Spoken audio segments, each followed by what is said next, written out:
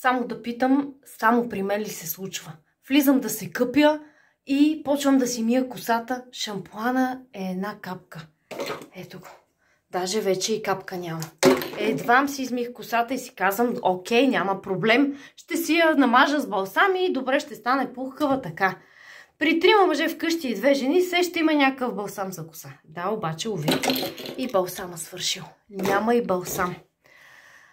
Както и да е, опитвам се да го преживея. Тръгвам да си мия тялото и ето го, почти е свършил и гел душа. Не знам кое още може да свърши. И познайте, да, при 5-членно семейство свърши водата.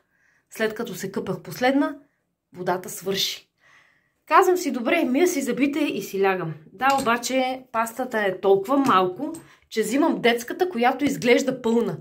Обаче като отвориш, те я надули с вода. И си викам, няма кой друг да ме разбере. Само една майка може да разбере какъв е кошмара, когато влезеш последен в банята и всичко вече е свършило.